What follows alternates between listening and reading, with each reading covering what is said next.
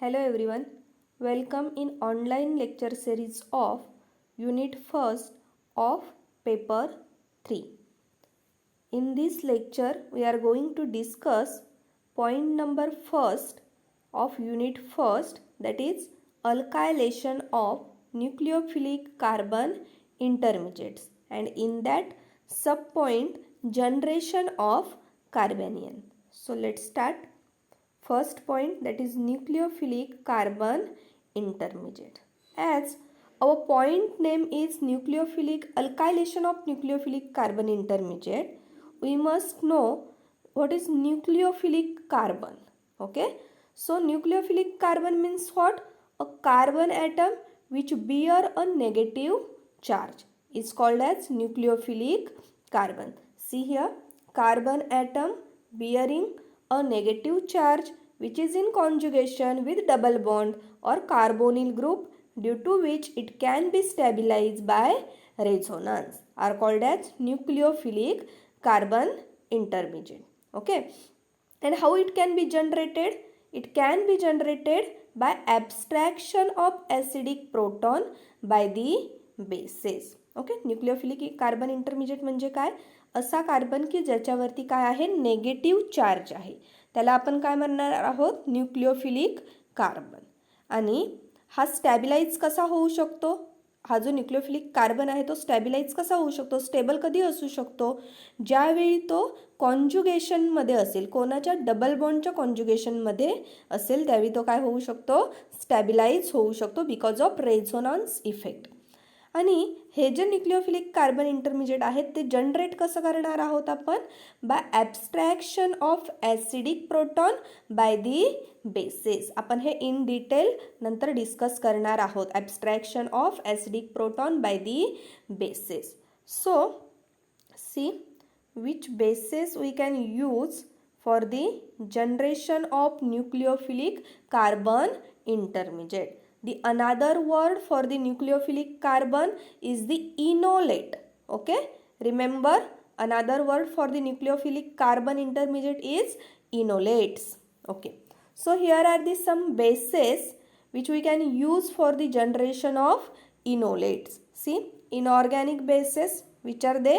NaOH, KOH, then hydride bases like NaH, KH, then alkoxide bases, sodium methoxide, sodium ethoxide, or nitrogenous bases like NaNH2, that is sodamide, lithium amide, potassium amide can also be employed for the generation of enolates. Okay, so these are the list of bases which we can use for the generation of enolates, that is nucleophilic carbon intermediate. Okay, so now start to the main point of this unit, that is nucleophilic carbon intermediate and its generation. Okay, by using nucleophilic bases. So first of what is nucleophilic bases? Nucleophilic bases means those bases in which negative part is present. Okay, negative center or negative site is present. For example, in case of NaOH, OH is the negatively charged. Okay, KOH, OH part is negatively charged. So these are nucleophilic bases. In case of lithium amide, NH2 part is the negatively charged part. So it is also act as nucleophilic bases. So nucleophilic bases means those bases which contain negative site. Okay. So first, generation of nucleophilic carbon intermediate by the nucleophilic bases. See here, one example taken over here. Okay, and base NH2 minus. It may be from sodamide, potassium amide, or lithium amide. Okay. So you must know this is the example of ketone. Okay, this is one of the ketone, RCH2 C double bond O R dash, and this carbonyl group is acidic in nature. Okay, you all know in ketone carbonyl carbon or carbonyl group is acidic in nature. How it is acidic in nature? See here. We can write this carbonyl group in this way also. Okay, carbon and then oxygen. Oxygen will carry negative charge and carbon will carry the positive charge. बघा आपण हा जो carbonyl group आहे तो कसा लिहू शकतो, अशा प्रकारे सुद्धा आपण लिहू शकतो. आता असं कसं काय आपण लिहू शकलो हा group C double bond O हा जो ग्रुप आहे तो आपण असा कसा काय लिहिलेला आहे, तर ऑक्सिजन काय आहे, मोर इलेक्ट्रोनेगेटिव्ह आहे. ओके, त्याची इलेक्ट्रोनेगेटिव्हिटी जास्त आहे as compared to carbon. So oxygen can pull electron from the pi bond towards itself. तो काय करू शकतो, ऑक्सिजन डबल बॉन्डमधले जे इलेक्ट्रॉन्स असतात ते कसे असतात, लूजली हेल्ड असतात, म्हणजे लूजली बाउंड असतात. ओके, त्यामुळे तो काय करू शकतो, ऑक्सिजन ते डबल बॉन्डमध्ये जे इलेक्ट्रॉन्स प्रेझेंट आहेत तो स्वतःकडे अट्रॅक्ट करून घेतो आणि त्याच्यामुळे ऑक्सिजनवरती नेगेटिव्ह चार्ज येतो आणि कार्बनवरती कोणता चार्ज येणार आहे, carbon will carry the positive charge. That is, carbon will become electron deficient species. Okay, and oxygen become electron rich species. Okay, now to become stable, these carbon start to pull electron from the adjacent carbon atom. हा carbon काय करतो, stable होण्यासाठी बाजूच्या किंवा adjacent कार्बनकडून electron पूल करण्याचा प्रयत्न. त्याच्यामुळे काय होणार आहे, ज्यावेळी कार्बन बाजूच्या कार्बनकडून किंवा बाजूच्या ग्रुपकडून ज्यावेळी इलेक्ट्रॉन ॲब्स्ट्रॅक्ट करून घेणार आहे त्यावेळी काय होणार आहे बघा. सपोज हिअर हा जो कार्बन आहे हा कार्बन काय करेल, या कार्बनकडून इलेक्ट्रॉन घेईल किंवा काय करेल, या कार्बनकडून इलेक्ट्रॉन घेईल. त्याच्यामुळे काय होणार आहेत, या स्पेसिसची इलेक्ट्रॉन डेन्सिटी काय होणार आहे, कमी होणार आहे आणि ते सुद्धा काय होणार आहेत, इलेक्ट्रॉन डिफिशियंट होणार आहेत. ओके, इथे आपण क्लिअरली स्ट्रक्चर ड्रॉ करूया. Okay, C double bond O R dash काय होईल, हा जो कार्बन आहे मी सांगितलं तुम्हाला काय होऊ शकतं, हा कार्बोनिल ग्रुप आपण असाही लिहू शकतो ओ मायनस. ओके, हा जो डबल बॉन्ड आहे त्याचे इलेक्ट्रॉन या कार्बन ऑक्सिजनवरती शिफ्ट झाले. सो ऑक्सिजन काय झाला, ओ मायनस आणि कार्बन काय आहे, इलेक्ट्रॉन डिफिशियंट झाला. ओके, आता काय होणार आहे बघा, हा इलेक्ट्रॉन डिफिशियंट झाला कार्बन, त्यामुळे तो स्टेबल होण्यासाठी बाजूच्या कार्बनकडून काय करून घेणार आहे, इलेक्ट्रॉन पूल करणार आहे. ओके, काढून घेणार आहे, म्हणजे इकडे इलेक्ट्रॉन शिफ्ट होतील. आता इलेक्ट्रॉन या साईडला शिफ्ट झाल्यावरती हा कार्बनसुद्धा काय होईल, इलेक्ट्रॉन डिफिशियंट होईल आणि त्याच्यामुळे कार्बन काय करतो, हा जो कार्बन आहे इथला तो काय करतो, त्याच्यावर जे हायड्रोजन अटॅच आहेत त्यांच्याकडून इलेक्ट्रॉन घेतो. ओके, स्वतःकडे इलेक्ट्रॉन घेतो आणि इलेक्ट्रॉन कार्बनने हायड्रोजनकडून इलेक्ट्रॉन घेतल्यामुळे किंवा या बॉन्डमधले इलेक्ट्रॉन स्वतःकडे अट्रॅक्ट केल्यामुळे हा काय झाला, लूजली बाउंड झाला. ओके, आणि लूजली बाउंड हायड्रोजन हा जो आपला बेस आहे तो काय करू शकतो, इझिली ॲब्स्ट्रॅक्ट करू शकतो. हा जो आपला बेस आहे NH2 मायनस तो काय करणार, हा जो हायड्रोजन आहे कार्बनसोबत अटॅच त्याला इझिली स्वतःकडे ॲब्स्ट्रॅक्ट करणार आहे आणि त्यामुळे काय होणार आहे, हा हायड्रोजन आणि हा NH2 मिळून अमोनिया रिलीज होणार आहे. ओके, NH3 विल फॉर्म आणि काय होईल, हे जे इलेक्ट्रॉन्स आहेत या बॉन्डमधले ते कार्बनवरती काय होणार आहेत, अशा प्रकारे शिफ्ट होणार आहेत आणि त्यामुळे कार्बनवरती चार्ज कोणता येईल, नेगेटिव्ह चार्ज येईल. म्हणजेच काय झालं बघा, इथे आपल्याला प्रोडक्ट काय मिळाला, आर. एक हायड्रोजन काय झाला, या हायड्रोजनला काय म्हणायचं आहे, अल्फा हायड्रोजन. का अल्फा हायड्रोजन? कारण हा जो कार्बन ॲटम आहे हा कोणाच्या पुढे आहे?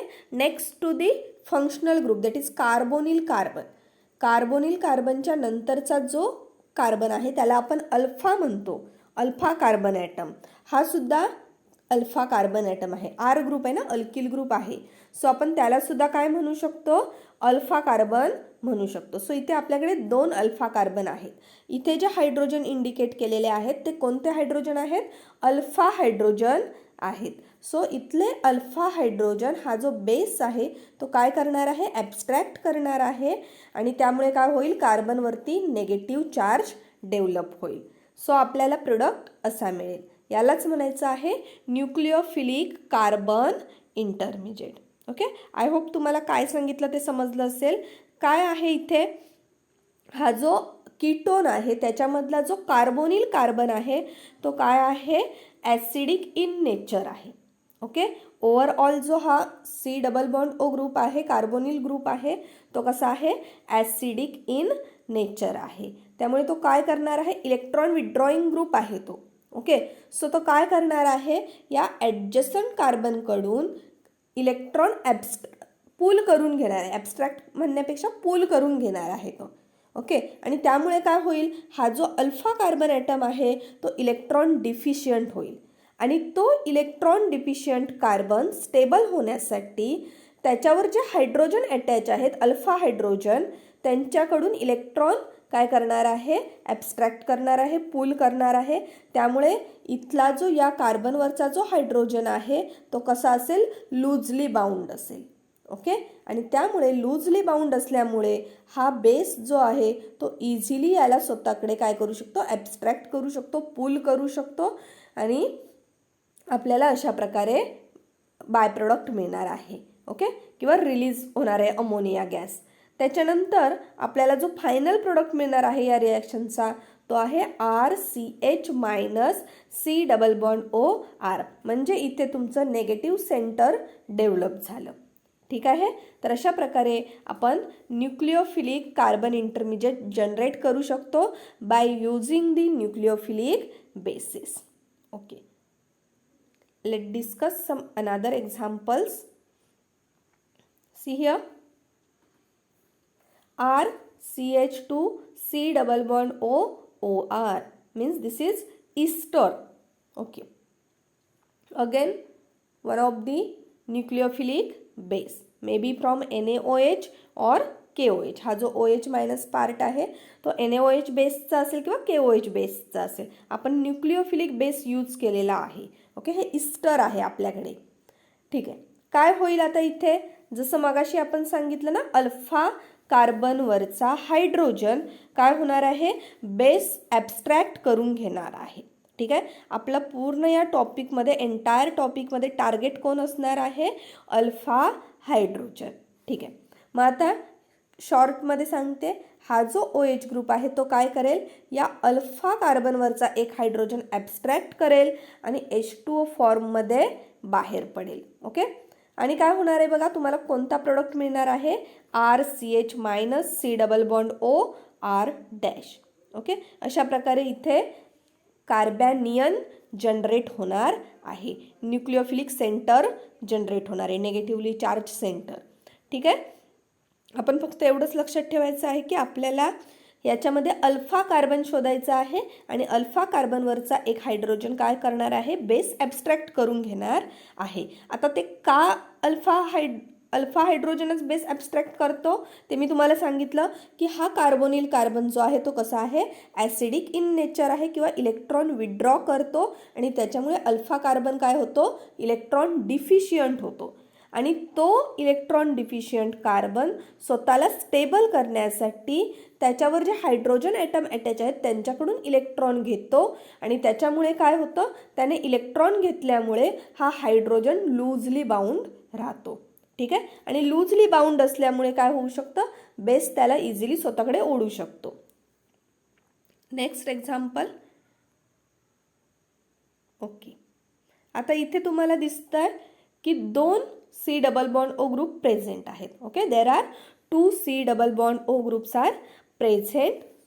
नाउ सी, ज्यावेळी एक C double bond O group होता त्यावेळी काय होत होतं, जो अल्फा कार्बन आहे तो त्याचा जो हायड्रोजन आहे तो ॲसिडिक हायड्रोजन होता.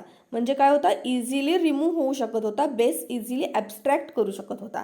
आता इथे काय आहे बघा, 2 कार्बोनिल ग्रुपच्या मध्ये काय आहे, CH2 आहे. Okay, CH2 is in between the 2 carbonyl group. Okay, म्हणजे यांचा जास्त इफेक्ट असणार आहे या मिथिलीन ग्रुपवरती. ठीक आहे, म्हणजे काय, अजून जास्त तो आपल्याला हायड्रोजन देऊ शकतो. बेस पटकन त्याचा हायड्रोजन काय करू शकतो, कॅप्चर करू शकतो, ॲब्स्ट्रॅक्ट करू शकतो. कारण का आता तो मोर ॲसिडिक आहे. कारण या दोघांचा इफेक्ट आहे ना या हायड्रोजनवरती किंवा या कार्बनवरती. या 2 कार्बन हे दोन्ही बाजूंनी काय करणार आहेत, हे दोन्ही ग्रुप काय करणार आहेत, जो हायड्रोजन आहे CH2चा तर त्याला काय करणार आहेत, मोर ॲसिडिक बनवणार आहेत. ठीक आहे, आणि त्याच्यामुळे काय होणार आहे, CH वरती आपल्याला नेगेटिव्ह चार्ज मिळणार आहे. कारण तिथला जो हायड्रोजन आहे तो कसा असेल, लूजली बाउंड होईल. मगाच्या एक्झाम्पलमध्ये एकाच कार्बोनिल कार्बनचा इफेक्ट होत होता अल्फा कार्बनवरती, पण आता तर काय आहे, 2 कार्बोनिल ग्रुप अटॅच असल्यामुळे हे दोन्ही त्या मिथिलीन ग्रुपवरती इफेक्ट दाखवणार आणि त्यामुळे तो अजून जास्त ॲसिडिक होणार. आणि तो जास्त ॲसिडिक झाल्यामुळे हा RO जो बेस आहे तो काय करू शकतो, त्याला इझिली स्वतःकडे ॲब्स्ट्रॅक्ट करू शकतो आणि अशा प्रकारे जनरेशन ऑफ कार्बॅनियन होणार आहे. नेक्स्ट बघा, इथे अजून एक एक्झाम्पल घेतलेलं आहे. Cyanide is also an electron withdrawing group. Okay, carbonyl group is electron withdrawing group, we all know. Okay, but cyanide group is also an electron withdrawing group. So these both groups will effect on this methylene group. Okay, and therefore the hydrogen on this carbon will become more acidic, and because of acidic nature this base will abstract this hydrogen and we will get the carbanion. इथला जो hydrogen असणार आहे तो हा base काय करणार आहे, easily abstract करून घेणार आहे आणि आपल्याला काय मिळणार आहे, कार्बॅनियन मिळणार आहे. म्हणजे काय होणार आहे, जो कार्बन आणि हायड्रोजन मधला जो बॉन्ड आहे त्याच्यातले जे इलेक्ट्रॉन्स आहेत ते कोणावरती शिफ्ट होणार आहेत, कार्बनवरती शिफ्ट होणार आहेत. ठीक आहे, आणि आपल्याला कार्बॅनियन मिळणार आहे. इन शॉर्ट आपल्याला जनरेशन ऑफ न्यूक्लिओफिलिक कार्बन इंटरमिजिएटमध्ये काय लक्षात ठेवायचं आहे की कार्बोनिल ग्रुप जो आहे तो कसा आहे, इलेक्ट्रॉन विथड्रॉइंग ग्रुप आहे. ओके, कार्बोनिल ग्रुप जो आहे तो कसा आहे, इलेक्ट्रॉन विथड्रॉइंग ग्रुप आहे आणि तो काय करतो, अल्फा कार्बनवरचा जो हायड्रोजन आहे त्याला ॲसिडिक बनवतो. ॲसिडिक बनवतो म्हणजेच काय होतं, तो इझिली रिमूव्ह होऊ शकतो. ठीक आहे, आणि त्याच्यामुळे काय होणार आहे, बेस काय करणार आहे, इझिली अल्फा कार्बनवरच्या हायड्रोजनला ॲब्स्ट्रॅक्ट करून कार्बॅनियन जनरेट करणार आहे. Okay, so these are the examples of how carbanion get generated by nucleophilic base. Okay, then next resonance stabilisation of कार्बॅनियन.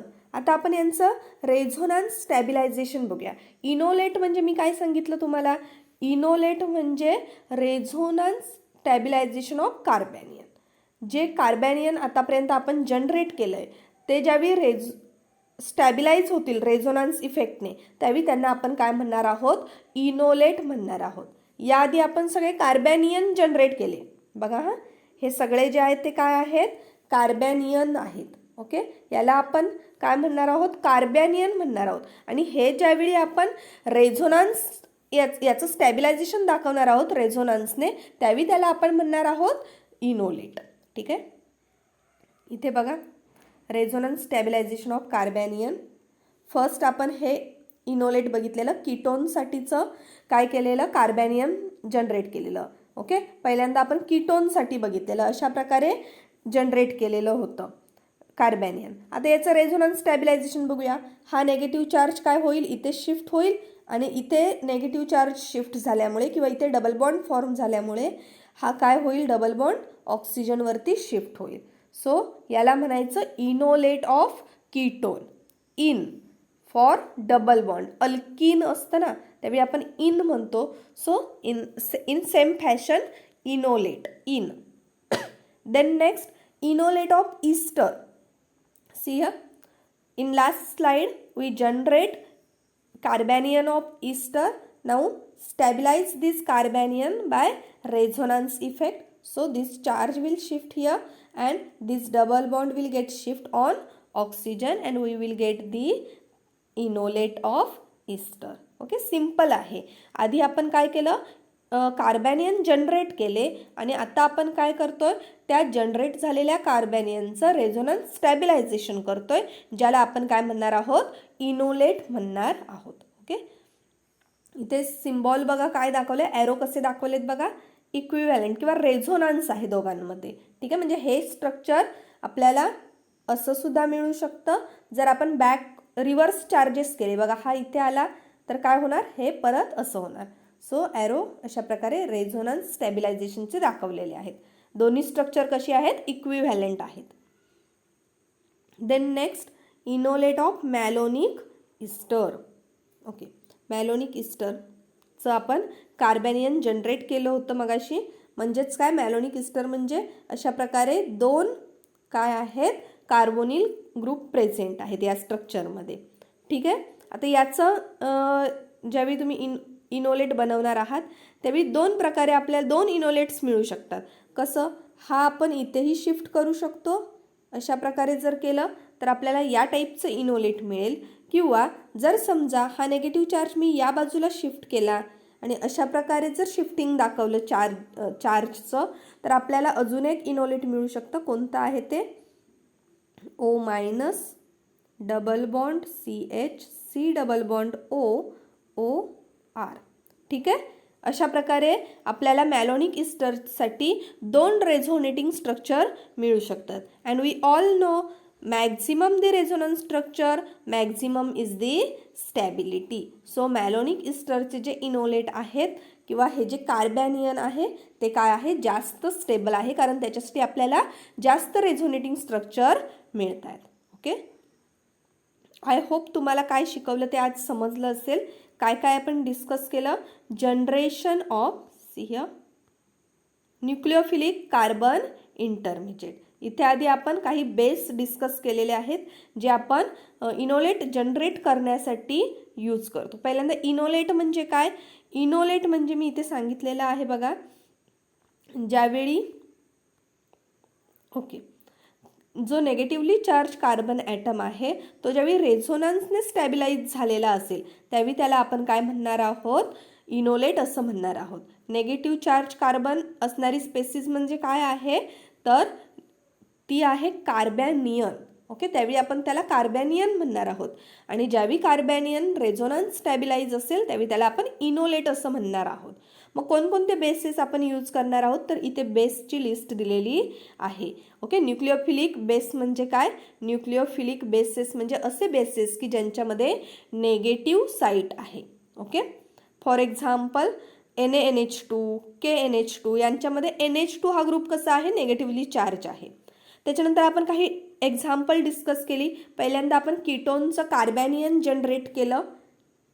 Okay, entire टॉपिकमध्ये आपल्याला एवढंच लक्षात ठेवायचं आहे की अल्फा कार्बन ॲटम पहिल्यांदा फाइंड आउट करायचा आणि अल्फा कार्बन ॲटमवरचा हायड्रोजन आपण काय करणार आहोत, बेस थ्रू ॲब्स्ट्रॅक्ट करणार आहोत. ओके, आता अल्फा कार्बन कसा ओळखायचा म्हणून सांगितला, फंक्शनल ग्रुप जो आहे कार्बोनिल कार्बन त्याच्यानंतरचा जो कार्बन आहे तो काय असतो, अल्फा असतो. ठीक आहे, so this is all about the generation of enolates and their stabilization. Okay, thank you.